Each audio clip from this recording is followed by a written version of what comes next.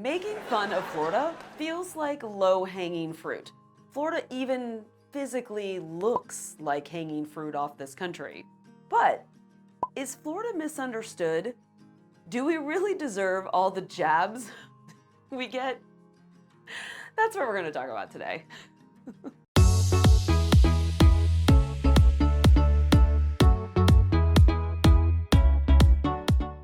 Hi everybody, I'm Melanie Atkinson, Realtor with Compass, and today we're going to talk about whether Florida deserves its reputation, both the good parts and the bad parts. I'll tell you right now, yes, it does, both the good parts and the bad parts.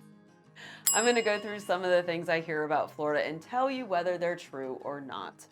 And I know it's my job to sell houses in Florida, but like I've said in many videos, I don't want people to move here that don't know what they're getting into. So I will tell you the good, the bad, and the ugly. In this episode, I'm going to go through 5 things that I'm currently hearing the most about Florida. It changes depending on the news. Drop me a comment about other things you want to know about Florida and I'll do a follow-up episode. Number 1 thing I hear, your weather is terrible and you get hit by hurricanes.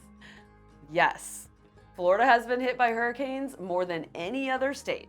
The state is literally in the crosshairs of the Atlantic and Gulf storms. We deserve that reputation. Plus, our weather is hot and humid for 7 to 8 months of the year. But it's absolutely spectacular for the rest of the year. The people that I see thrive in Florida are ones that genuinely prefer hot weather. They don't like being cold. They love Florida.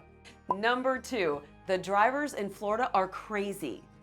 This one is definitely true, but it's not because we're bad drivers. Here's what I will say about driving in Florida. If you aren't a resident of Florida, get out of the way.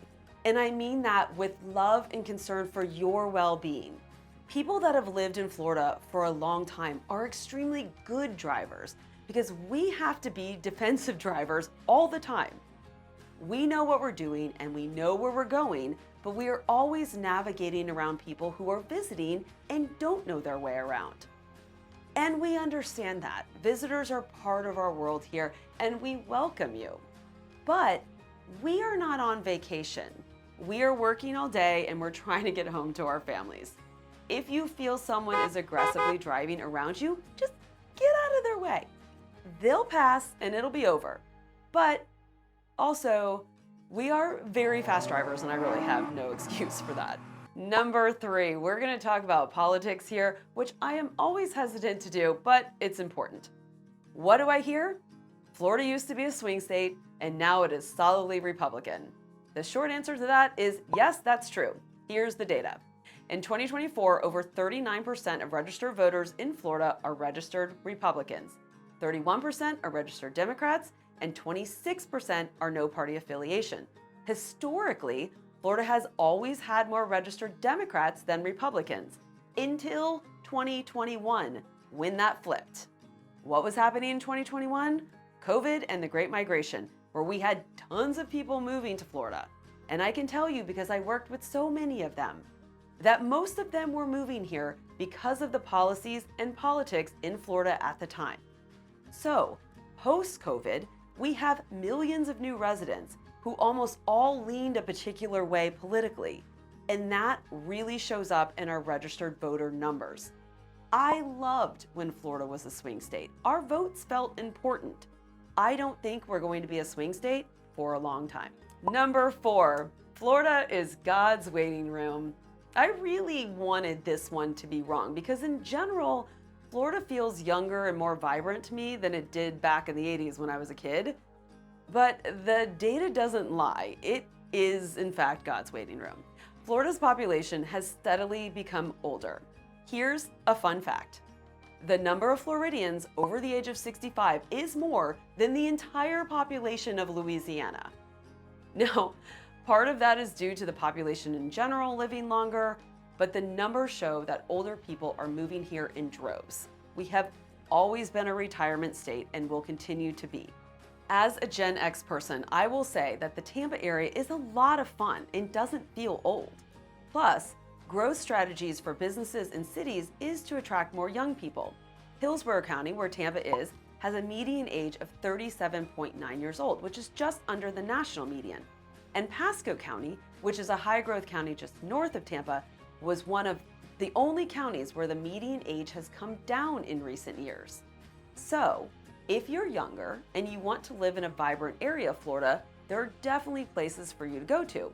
Just don't go to Sumter County. That's where the villages are, and it is the oldest county in the country. And number 5, the cost of living in Florida has become too high. I usually counter that statement by asking, where has it not? But yes, the cost of living here has gone up tremendously, and salaries have not kept up.